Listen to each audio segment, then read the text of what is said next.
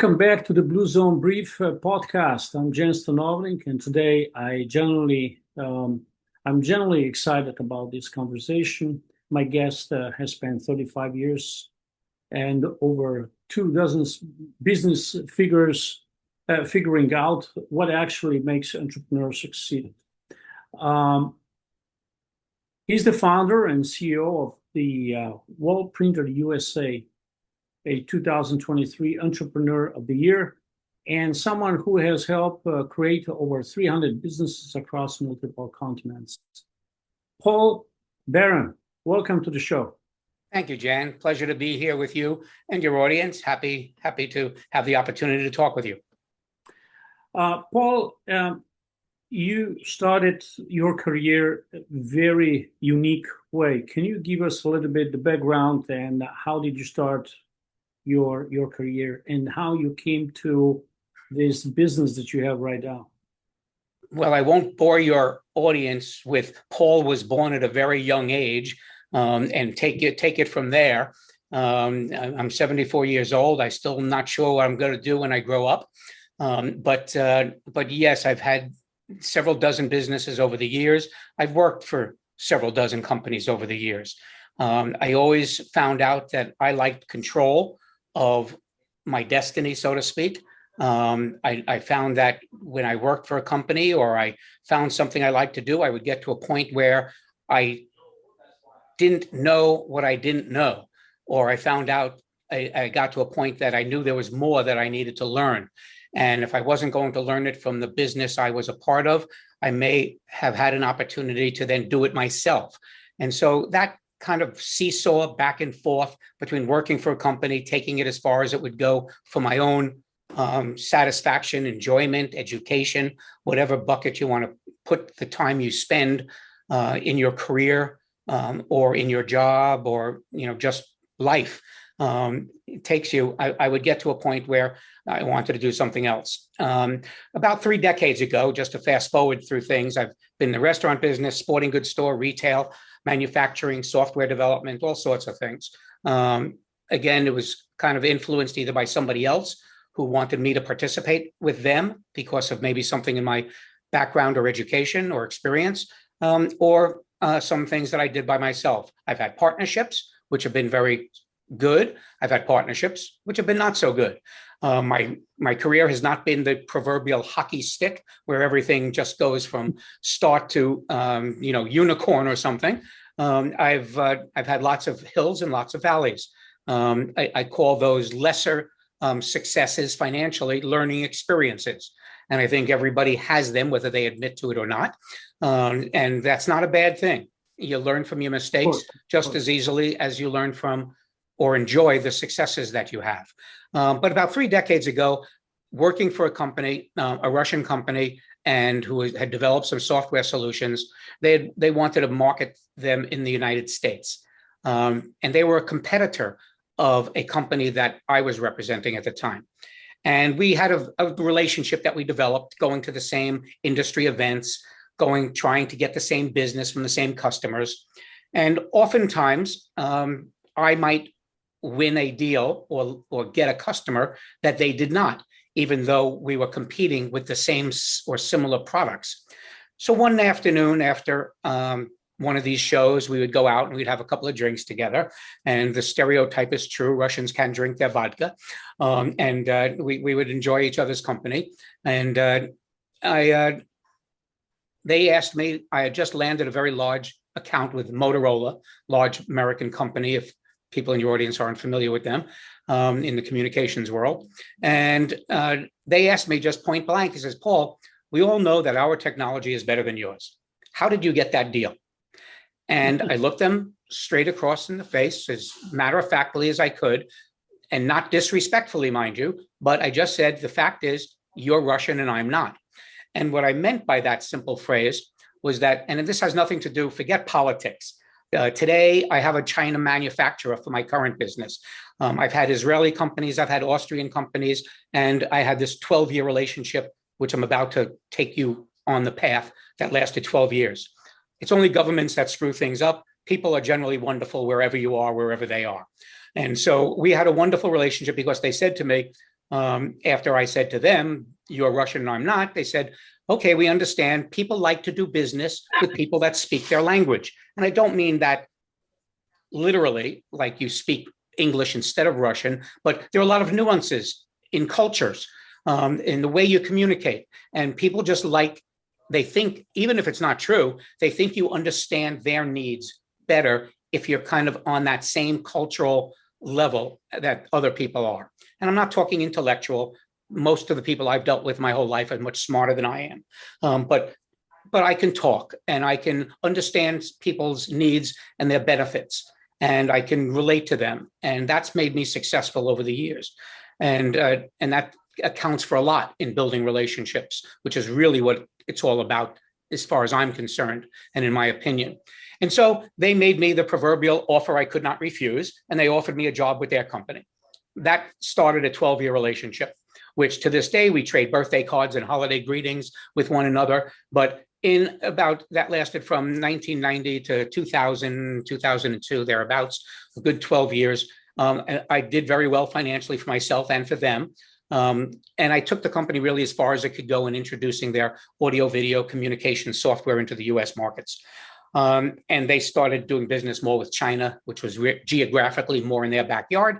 And so we parted ways as friends. And in the process, one of my customers, an Israeli company, approached me and said they wanted me to market their product into the United States. That was a relationship actually that didn't last very long because I didn't like their product and I didn't think there was a market for it. And I told them so because there was too much competition and there was nothing so special about their product. So that didn't last. And there was an Austrian company that had an innovative baby bottle that they wanted to introduce into the United States. And then there was an Australian self-service dog wash system that I started importing from Australia and penetrating the United States market of pet stores and gas stations and community dog parks. And there are stories behind all this, but I'm not going to bore your audience with that. But the gist of it is that I had this knack for being very successful on behalf of the companies I represented in taking their products to market, maybe finding them partners, maybe finding them vendors, maybe manufacturing here in the United States. But whatever it was, it helped those companies grow into the North American market, specifically the US, but sometimes beyond the United States, into Canada, South America, the Caribbean, other areas that basically I was able to access. I retired about 7 years ago. And once again, I was approached by a company, a German company that had this cool looking vertical printing machine. I never saw anything like it before. It was what they called a vertical printer. It was a machine like an inkjet printer on steroids that printed artwork on walls. Any size, indoors, outdoors. It looked really cool. It cost about $70,000. It wasn't your $100 desktop printer by any means. It was a commercial printing machine that people would use this in business or in the service of their own business to add artwork to walls or signage, things like that. And I found it to be very cool. We had a little courtship for about a month. I finally said to them, I said, yeah, I like this product. I think there's a big market for it. I'd be happy to do it. How much do you want for your company? And they laughed at me and they said, no, Paul, we're not looking to sell our company. We just want a salesman. We want a salesman and we'll pay you a very healthy commission to do that. And I said, look, I don't do that anymore. If I see something that's interesting to me, I want to own it. I want to build my own success for you, of course, the people who have the product and have invented or created the product.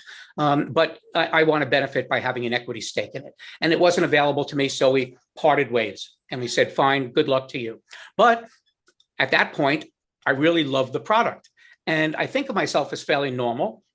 Most people that get to know me might say otherwise, that I don't fall into the normal category. But I think I'm fairly normal in terms of somebody who buys things that can improve their life or that they really want and they can afford and they see some value in it. This was a product I had never seen before. And so after having my conversations with them, I decided, well, first I have to go to my wife. You always need the input of your spouse whenever you're getting involved in a business or an investment. At least it's always a good idea, even if you don't need it. And so I said to Maureen, my wife, I said, hey, here, come take a look at this. Invariably, she doesn't come take a look at what I'm talking about. She cuts up my credit cards and she changes the password on my bank account because she goes, here we go, Paul's going to invest in something nuts again. This time, with a little coaxing, she took a look at this vertical printing machine. And I found other companies in the world that made this. In fact, that company that approached me was not the originator. They copied the design and technology from another company in China. And that was the original inventor of this technology. And so I did my homework. I found out there are about 3 or 4 companies in the world doing this, none of them in the United States. And so I started reaching out to the one that I felt was the best in the process of my learning about this industry and this equipment and technology. And so I started having my courtship with them. And this company ticked all the right boxes. And we were able to engage in a relationship where I was able to have an ownership stake, which also is very unusual for an American company and a Chinese company. Again, totally respectful of anybody in the audience who's Chinese. Absolutely wonderful people, but it's just not common for an American company to share patents, to share ownership. But that opportunity was there, and we worked out a deal that was acceptable to both of us.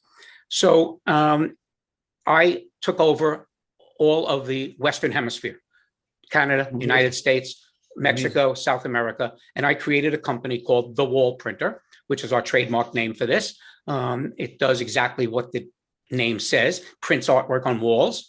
Since I joined the company, we also invented which I'm a co-patent holder on, a floor printer. Plus, we print artwork on floors as well as walls, like logos on gymnasiums and other things on floors, personalized parking spaces and garages. But the main product is the wall printer, mainly because there's 4 times as many walls as floors in any room.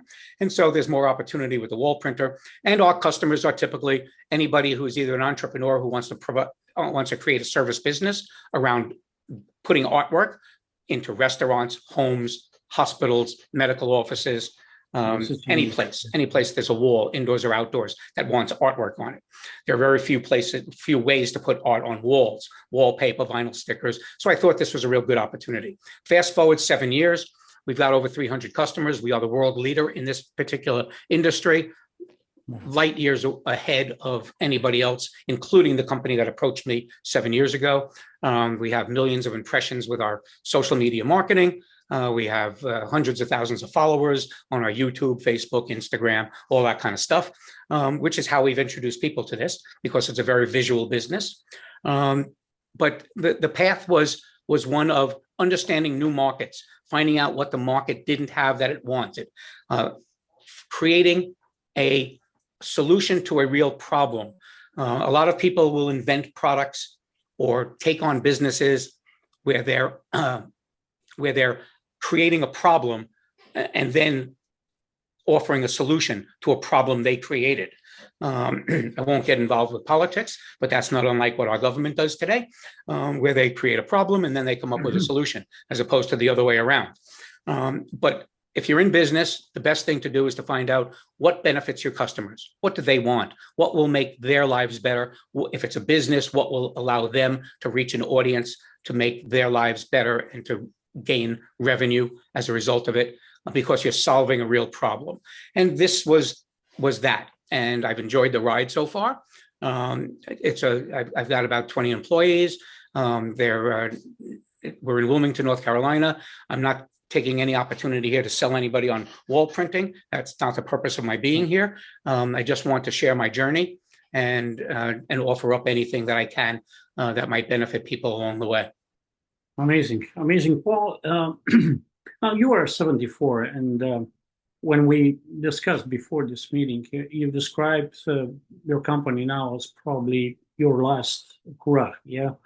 But you said it with real joy, not resignation. What is it about this particular business that still excites you after everything you've built?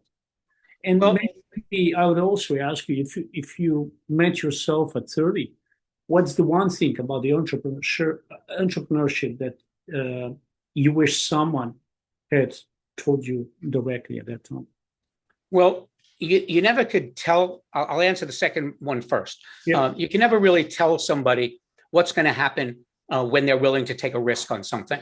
When I was young, when I was in my 20s, I had a job with a jewelry manufacturer. My mother was the bookkeeper for the company, and the owner of the company wanted somebody to take over managing the sales. And I had just sold a business I had very young out of college. I had a sporting goods store. that I built up from 1 to 3 stores, and then I sold them to my partner. And this man asked me to come and work for him in his company, helping him in the factory and also in the sales, which was traveling on the road a couple of weeks every month, being in the factory, overseeing sales 2 weeks out of the month. And after my first year there, I was in my 20s. I was making more money than I had ever thought of making. I was doing very well, very happy. He gave me a $1,000 bonus. That may not seem like a lot to the audience today. It may not be a lot to me today. But at that time, we're talking 50 years ago, $1,000 was a lot of money. And very honestly, it still is today when you need it. And so I was very happy about that. And I went home to my mother and I said, hey, I got a $1,000 bonus. That was really nice. And she said, that was very nice of them to reward you for what you did this year. He says, but because of the sales you brought into the company, Paul, they each wrote themselves a check for about $50,000 each because of the profit the company made. So I said, wow, that was a number I actually couldn't even comprehend at that age. But I went in Monday, after the weekend, and I said, I really appreciated the bonus you gave me. Thank you very much. And I said, but I think I deserve a raise in the new year. And he said to me something that is kind of the answer to your question, which I share with your audience, and I share it with everybody who works for me now, or anybody who wants to go into a business for themselves or thinks they want to. He said to me, Paul, listen, he says, you did a great job this year. I'll make sure that I pay you more than anybody else will pay you. But I guarantee you will never make what you think you're worth unless you work for yourself. And so I thought about that. I took it to heart that the risk taker deserves the rewards. I could not begrudge them for writing themselves a $50,000 check and giving me a $1,000 check. They're the ones who took the risk. They had this business. They invested. It could have gone either way. It could have gone up. It could have gone down. They could have been able to feed their family and hire employees like me, or they could not have. So I understood what he was saying to me very quickly, and I quit. And so I quit the job because I took a job with a competitor who allowed me to work half the time, and I made twice the money working on my own because I started my own sales consulting company. And I did that then for many years. And that's then started me on this path of back and forth that I explained earlier, where I would learn enough to know what I didn't know, and then I would try to work for a company that was interesting to me. Now, the first question you asked, at 74, I said, this is my last hurrah. It may or may not be. That may be a lie. It may be the truth. I don't know. But as you said, I am getting up every day and enjoying this. First of all, I'm enjoying it because we're successful. And my employees are wonderful people. They come into work, hopefully enjoying what the day has to bring and with enthusiasm and passion for what we're doing. And that also is because we are solving a real problem for people that want to be in business, that want to do something that their customers need, which is put beautiful artwork onto walls and beautify their homes or businesses or restaurants, offices with something that gives them pleasure. So it makes people feel good. It's a kind of business that when you finish doing something, you look at it and you say, wow, that makes me happy and it makes them happy. And it, if you put the picture of Rome on a wall of an Italian restaurant, people come in, they look at it, they say, it's nice. They like the environment. It's that give back that this business offers that keeps me excited every single day. And it's the fact that I learn more from our customers than they learn from us. We tell them straight up every single time somebody buys one of our pieces of equipment, we offer training on the equipment, on how to use it. It's a one-day affair because in one day we can teach them how to set up the equipment, how to use it, how to create the image that they want to print. But we can't possibly anticipate what their customers are going to come to them with, what kinds of walls, what kinds of images, what do they want to print, what size, all this kind of stuff. Everybody's different. Everybody wants something different. So we learn more from them than they learn from us. And we offer unlimited free technical support to our customers. And the reason we do that is because we know that they're going to be faced with questions that we can't anticipate and they can't anticipate. But they should know that when they are asked a question, we should be their first stop and let's figure it out together. And so that's the kind of business this is. And that's what kind of keeps me going every day because it's always something new, which is one of the things I learned over the years is I get bored very easily. And so nothing is boring about this business. Amazing. Now you have these new products, innovative you make printing on walls anywhere, in any building, any facility, whatever. And how do you get your customers? What is the acquisition cost? And I would say, when you look from the outside, how would you describe to someone in your audience how to crack the code to reach the customers? Well, it's a great question, and one that any business needs to answer, know the answer or learn the answer. Obviously, because you're trying to get customers. So you want to know who those customers are, who are the high value customers, who is going to be, in this particular case of my business, we are creating businesses with those people who purchase our machine to provide the service of adding wall art to others. So they have to identify who their customers are, first of all. But for us, we had to find out, and I'll back up a quick moment here and try not to take too much time. But when I first started this business, it was in 2020. In 2020, if your audience doesn't recall, that's when COVID started coming around. And everybody during the pandemic was pretty much locked into their homes. People were forced to work remotely. Restaurants were closed. Schools were closed. There wasn't a lot of traveling going on. And here I was, even though my wife gave me the go-ahead, but I was all in on a product that nobody had ever seen or heard about before. And it was a product that actually is designed to be portable, to go to a customer site, like into a restaurant or into somebody's home or office, to print that artwork on the wall. You don't have to do that. You could print on a piece of metal or a piece of plastic or glass, and you could print art on that and deliver that to somebody, just like you would hang a picture on your wall. But generally, the machine is unique in that it could travel to the customer site to print directly to a wall. And so you weren't able to do that during COVID.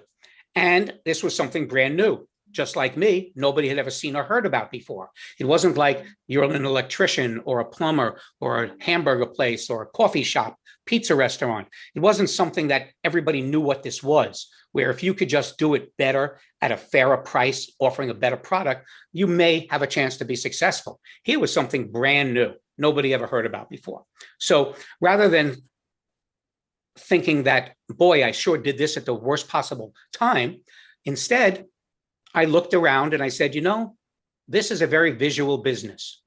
And so going online with video, showing the machine printing, showing artwork on walls produced with this printer through social media, through YouTube videos, through Instagram, TikTok, Google ads, our website, putting our energy, efforts, and money into those sources to introduce people to this product, to me, was the right way to go, because nobody was coming to my office like they do today to see the machines in action, because nobody was traveling. Now we get people every day of the week coming in to see the machines demonstrated. But back then, it took us 10 months to get our first sale. Not until August of 2020 did we sell our first printer. But, the old saying, if you've got lemons, make lemonade.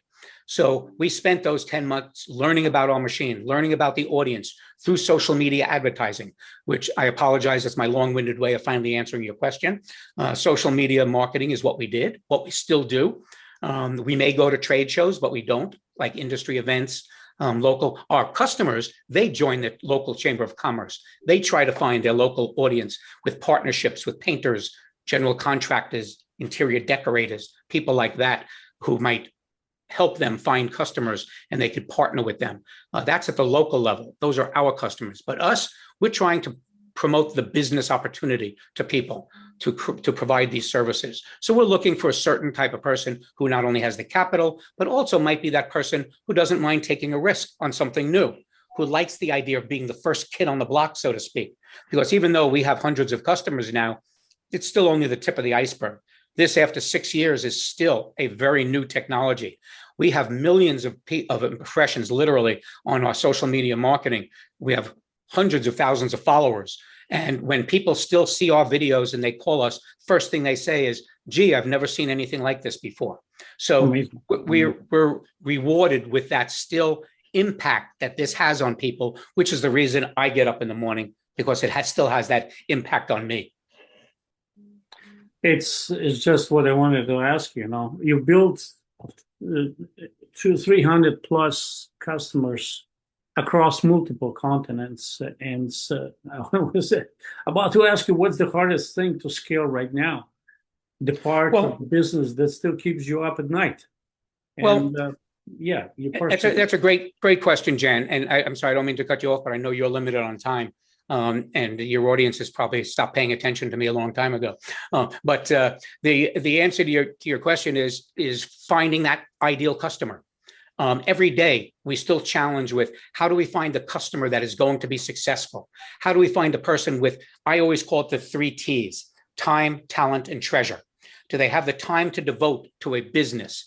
Do they have the talent to actually be either a part of that business in some way, whether they wear the sales and marketing hat, whether they wear the finance hat, legal hat, whatever a business might need to be successful? Do they have that talent? And do they have the treasure? Do they have the capital to devote to this business to make sure that they can build it? They can hire people. They can grow this business. We try to find people who want to be successful and will be successful, because my business is providing them with the printing machines. And so the more they're successful, the more they grow and hire people, that means there's more printers I'm going to sell to them to help them grow. And so finding that ideal customer is what keeps me up and what challenges us every day. And we do that from the feedback we get from our marketing, from the people who, as I said a moment ago, come here and visit us every day. And we find out that they do end up buying a machine because they fit a certain profile and they have certain characteristics that make them want to buy this machine and start this kind of a business. And then there are some people who we talk to, most of the people we talk to, in fact, who see this as something, hey, that's really cool. I want to learn more about it. But then they learn it's a $40,000 machine, which, by the way, is what our machines cost. Not $70,000 like some of the others, and not $5,000 or $10,000 like some knockoffs you might find when you search online for this now, because a lot of people have come on and copied us over the years.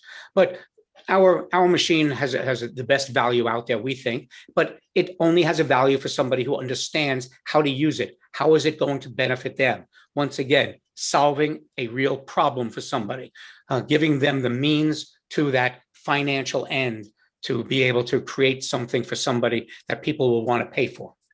Okay, great. Paul, I just want to go micro a little bit. Now, you mentioned that the customers who struggle most often see the machine as the solution rather than seeing it as a tool that still requires a strategy for finding clients and delivering value. How do you now approach that gap?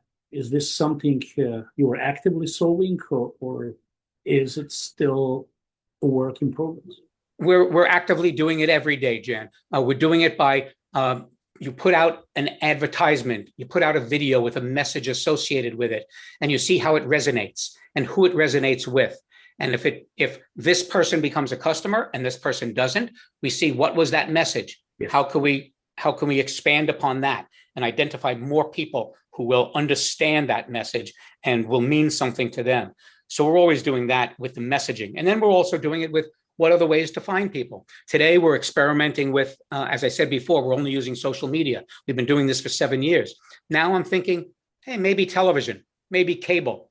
You know, cable is better than broadcast in terms of the audiences. Yes. And you can target people who watch. There's hundreds of television shows out there that people are watching these days, hundreds of channels, if not thousands, that they can watch from all sorts of countries and cultures.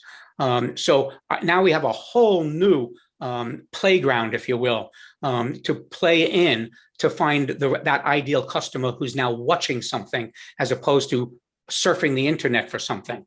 You could proactively on the internet. The nice thing is you can target somebody based on their interests, on what they've expressed interest on. TV, to some extent, yes. Anybody who's watched a Netflix show who likes it now all of a sudden gets presented with 20 shows that are just like it. If it's a crime, if it's a comedy, if it's a musical, whatever it is, they know what you like after you've watched something. So advertising does that same thing. That's the way to leverage technology today. And then, of course, there's AI. AI is coming around now. We don't even know how to use that yet. But we know our customers have used it to some extent. When somebody comes to one of our customers and says, I'm thinking of putting something on the wall of horses running on a beach. Well, if you put these days, you put horses running on a beach into a Google search on your browser, on your internet, you're going to get 100 images of horses running on beaches. And now my customer has something to show their customer. Hey, does this look like something you'd like on your wall? That's one way that AI is used, for instance, that we discovered. How it's going to be used for us in our advertising and marketing and finding that ideal customer, we don't know yet, but we're exploring it. Well, this is some subject we can discuss later. AI is definitely very powerful, and it's getting from day to day more improved, but definitely here we need to talk also about the human components in whatever job we do. It's good that there is also, human touch. Now, I will never forget when we discussed a little bit before this call, you mentioned that your company received this, you won the Entrepreneur of the Year, and how it was unexpected, it wasn't because someone wanted to invest in you. It was because your product helped other people make a living. I was very proud. I was very proud that that me and our company was selected for this award, which for most people that don't know about it, because it's local to Southeast United States, Southeast, in fact, the coastal area of North Carolina. It's called the Coastal Entrepreneur of the Year Award. Yes. And it's awarded every year out of hundreds of applicants, different companies that are in manufacturing, retail, nonprofits, food service, whatever, many different categories. And they pick a category winner in each category. My company was picked in the manufacturing and distribution category. And then out of those 7 category winners, they picked the one that is going to be the Entrepreneur of the Year. And as you just said, Jen, very correctly, the criteria the judges are given every year is, what business would you invest $100,000 in? And then when they finally selected us as the winner, they did it because not that they would invest $100,000, but we created businesses that generated $100,000 of revenue for our customers. And so we put people in business. We created other entrepreneurs. We allowed other people with that spirit of being willing to take a risk on something new and being the first kid on the block to do something. We created something for them. Now, it's very, very interesting, but it's very different definition of success. Where did it come from? When we were discussing this, helping others, making a living. Where did you get this idea? Well, I got this idea because of my entire career, 70 years of wanting to be successful and and not being afraid to try something new. As I said early on in this conversation, I think of myself as normal, questionable, if you ask people who know me. But on the normal, I'm normal in that I want a better life for myself, for my family, for my employees, if I have a business, or for coworkers. I want to get up in the morning, like you asked me, Jen, and be excited about going to work. And so, what drives me with this particular business is the opportunity to create something that fulfills that, because there are people out there who want something for themselves. They want a business that they can call their own, something that they can structure. And even though they might be buying a machine from me that does a certain task, they still have to decide, what customers do they want to sell to? Do they like schools? Do they like to go to residential? Do they like going to commercial? Do they want to just put artwork on airports or gymnasiums or something? There's no limit to where you can put art on walls. So there's really no limit to the type of person who this might appeal to. So this is a very appealing and perfect example for those in health and wellness who are selling just something for health and taking care of someone's good well-being. And something comes very natural. They are selling, but they forget that they really should help someone that has certain problem. And they're just pushing and selling, but forgetting that the ultimate goal is to help someone. And you have to be happy in what you're doing, Jan. You have to be you have to be self-fulfilled before you're going to fulfill the needs of other people, Amen. whether it's health, Yes. whether it's health and wellness, whether it's Anywhere. selling Anywhere. hamburgers. You know, Mhm. people Mhm. have to feel good about what they're doing, and you have to feel good about what you're doing for yourself and for other people. Look, any business, I don't care, any Exactly. industry, it's all about relationships. It's all about, you know, what connection you can make with people, what are their needs that you can understand? What are they looking for? Whether it's medical, whether it's wellness, whether it's food service, whether it's lawn care, you know, carpentry, whatever it is, whether it's clothing, whatever it is that somebody needs, and will satisfy them if you can fulfill that for them in a certain way that makes them feel good. It's See, worth one thing pursuing. is, Paul, one thing is when we're talking now about supplements, drugs, and medications, something is what is written on the package, but then second thing is what it does really to individual. By the way, if you could look forward 10 years, what does a thriving wall printer ecosystem look like? What's well, the vision of this that makes you proud? We'll have 3,000 customers instead of 300. That's one thing. We'll have created many more businesses than we have today. My employees will benefit from that.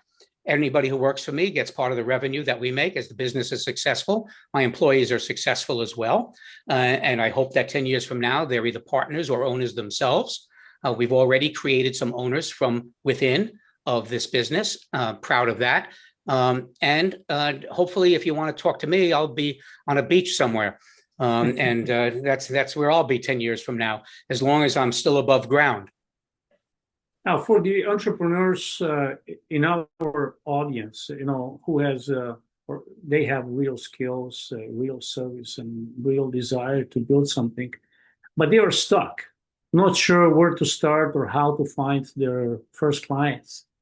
What's the most honest, practical thing you would tell them right now after so many years of experience in different fields and companies?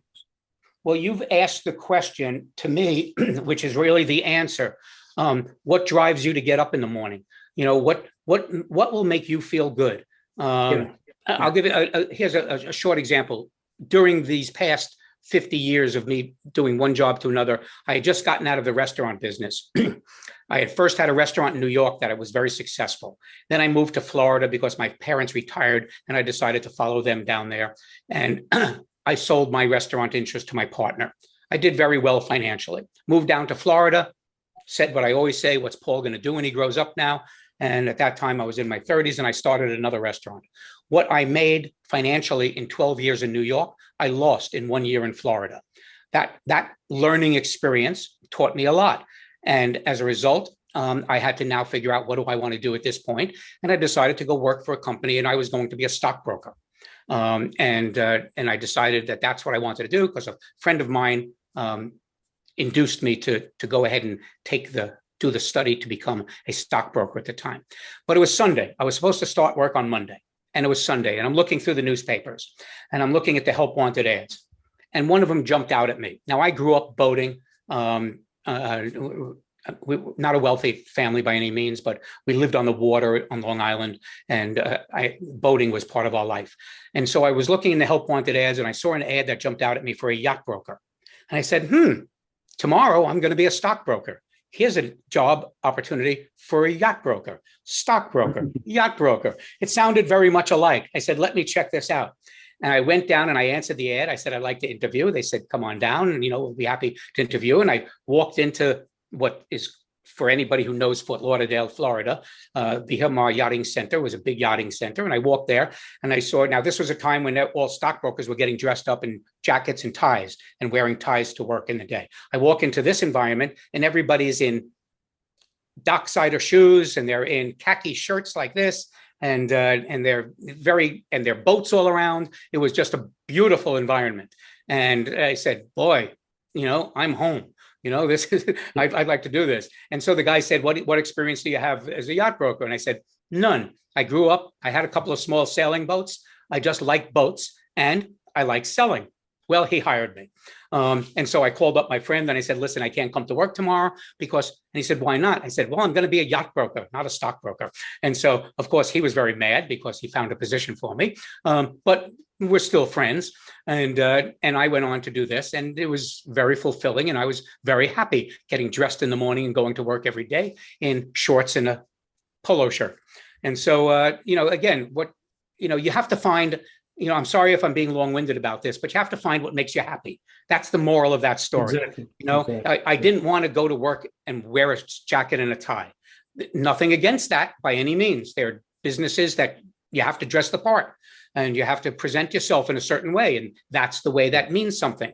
I found an environment that you presented yourself in a different way that was more appealing to me. Everybody has to find what's appealing to yourself. And so you master. You master your job. Paul, this has been really exciting. What I hoped it would be.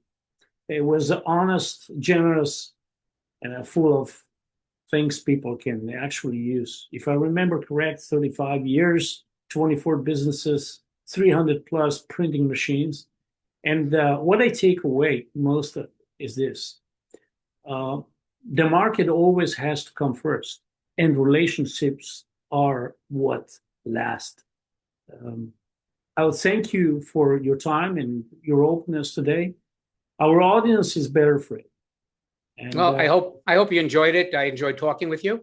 Again, for everyone, these conversations, I always enjoy. I give back to the local university here in a mentoring program that they offer with people in the community here that have some talent. Mine, it happens to be sales and marketing. Other people are finance. Other people are legal or patents or something. And, we try to help other companies and people who are on the path that, you've described a lot in this conversation. And if people ever want to reach out to me, go to LinkedIn. This isn't an advertisement for LinkedIn, but it's a good way to connect with people. And I'm always happy to, because I'm still learning. I'm still trying to figure out what I want to do when I grow up. So I'm happy to have people connect with me. Good. Now, for everyone listening and watching, you will find Paul and the Wall Printer at thewallprinter.com. And, of course, Paul's LinkedIn. Is there anything else, how to get hold of you? Yeah, come to Wilmington. You'll find me. Perfect. Come to link our website again.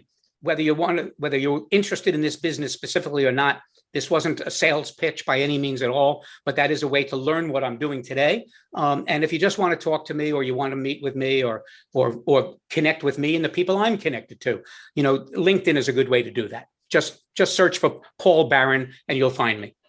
Brilliant. And for our listeners, we will put all Paul's links in the show notes. Thank you for being here today, and thank you for all who joined this Blue Zone Brief podcast. Until next time. Thank you, Jan. I enjoyed it. Bye-bye.